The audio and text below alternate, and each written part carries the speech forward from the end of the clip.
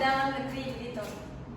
Ya baik, jadi kita lanjut ya. Nah, impor itu adalah kegiatan memasukkan barang atau jasa dari negara luar ke negara kita. Impor biasanya dilakukan oleh individu, perusahaan, lembaga negara untuk memenuhi kebutuhan dalam negeri yang masih kurang yang tidak dapat dipenuhi dalam negeri kita sendiri. Kalian tahu nggak? Atau udah pernah impor dari barang luar ke negara kita? Ada yang udah pernah belum? Kenapa? Casing HP. Ya, tunjuk tangan dong. Apa? Casing HP. Oke, berarti udah pernah ya merasakan impor? Ya.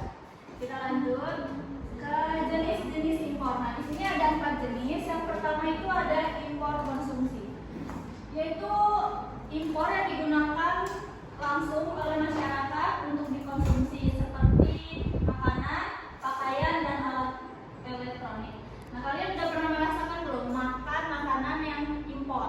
Sudah. Nah, siapa yang sudah? Tolong apa yang udah dicoba gitu? Makanan apa? Semua Makanannya samyang, sushi dan sebagainya. Enak nggak makanannya? Enak. Kenapa lebih milih makanan impor daripada dari negeri kita sendiri? Mungkin bahannya lebih segar atau mungkin namanya higienis. Lebih unggul ya? Ya, gitu. Makasih Uday. Dan yang kedua ada impor bahan baku atau impor produksi. Itu impor bahan mentah atau setengah jadi yang digunakan untuk proses produksi dalam negeri. Misalnya kita kapas untuk industri tekstil. Selanjutnya ada impor barang modal, yaitu mesin peralatan dan teknologi yang digunakan untuk mendukung proses produksi. Nah, yang terakhir ada impor sementara, yaitu impor yang hanya masuk untuk sementara waktu dan dapat dikembalikan ke negara asalnya, misalnya pameran atau perlombaan. Sampai sini ada yang tidak cukup jelas? Oke, selanjutnya tujuan impor. Coba kamu yang di bawah kita baca. Tujuan impor: 1. Memenuhi kebutuhan dalam negeri yang tidak bisa dipenuhi oleh produksi lokal. Kemudian mendapatkan barang dengan harga lebih murah, mendapatkan teknologi dan pengetahuan baru, meningkatkan kerjasama ekonomi antar negara.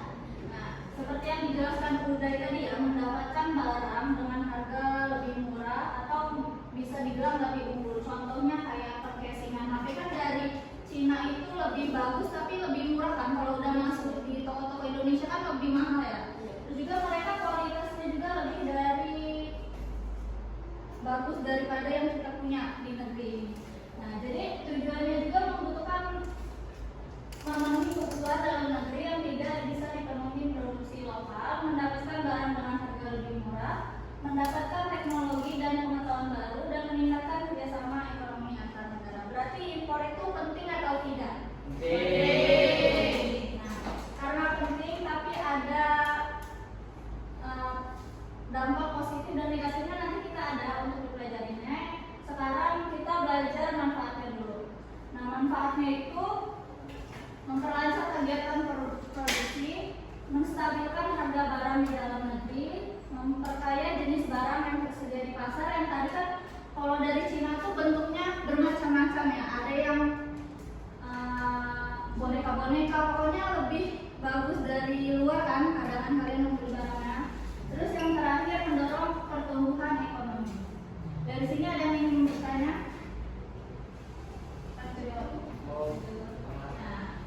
Nah, di sini kan ada dampak positif dan negatif. Siapa yang tahu salah satu aja, sebutin dampak positif dan negatif dari impor. Saya tuh Boleh? Jadi dampak positif dari impor itu bisa meningkatkan ketersediaan dari barang. Jadi kita bisa menikmati barang-barang yang tidak hanya diproduksi di Indonesia saja, tapi diproduksi di luar negeri juga kita bisa nikmati. Terus kalau untuk dampak negatifnya mungkin pasar barang lokal di Indonesia itu akan merasa tersaingi. Jadi peminatnya itu berkurang dan lebih minat ke barang dari luar negeri. Oke. Tepuk tangan untuk semangat. Oke, kita bahas ya. Nah, yang pertama ada meningkatkan ketersediaan barang. Yang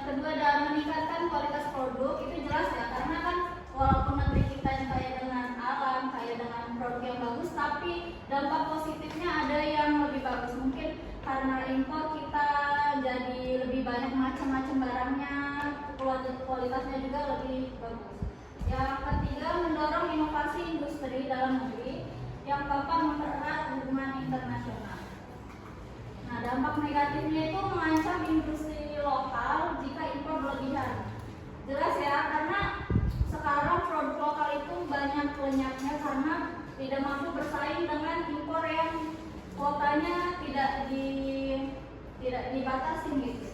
Yang kedua, meningkatkan ketergantungan pada negara lain. Terus yang ketiga, memicu defisit neraca perdagangan. Yang keempat, mengurangi lapangan kerja di dalam negeri.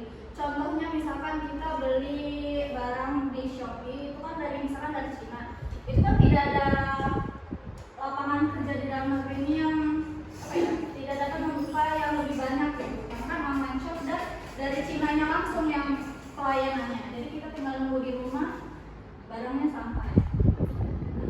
Untuk dampak negatif dan positifnya sudah cukup jelas belum? Jelas. Kita lanjut ya ke kebijakan impor di Indonesia. Nah, di sini ada 4 kebijakan. Yang pertama itu pengenaan tarif bea masuk terhadap barang impor. Jelas ya, barang yang dari luar ke dalam negeri itu tidak gratis, pasti ada pembiayaannya tarif. Yang kedua ada lapangan impor terhadap barang tertentu. Yang ketiga, pembatasan kuota impor yang tadi dijelaskan. Coba ulangin kamu. Kenapa ada pembatasan kuota impor? Karena kalau tidak dibatasi produk lokalnya akan menyatu. Oke, baik. Nah, jadi cukup jelas ya, jika pembatasan kuota impornya tidak dibatasi, kita yang produk lokal ini tidak mampu bersaing dengan kualitas impor. Jadi takutnya yang lokal-lokal ini kalah. Nah, yang terakhir ada pemberlakuan standar mutu SNI untuk barang impor. Jelas untuk kualitasnya juga nggak aneh-aneh gitu, cukup aman untuk kita pakai. Nah, jadi dari materi tadi sudah cukup jelas belum anak-anak? Sudah. Mungkin nanti ada tugas kalian kerjakan di rumah, nanti Ibu kirim ya. Iya. Mungkin itu saja materi yang dapat Ibu sampaikan pada hari ini. Semoga ilmunya bermanfaat bagi kita semua ya. Ibu akhiri. Wassalamualaikum warahmatullahi wabarakatuh. Baik, di sini saya sebagai pengamat dari Putri Kurnia Yulia, mungkin tidak banyak yang saya sampaikan. Yang pertama yaitu keterampilan membuka pelajaran, itu sudah cukup baik. Dalam keterampilan menguasai dan menjelaskan materi juga sudah cukup baik karena menjelaskan dengan bahasa sendiri.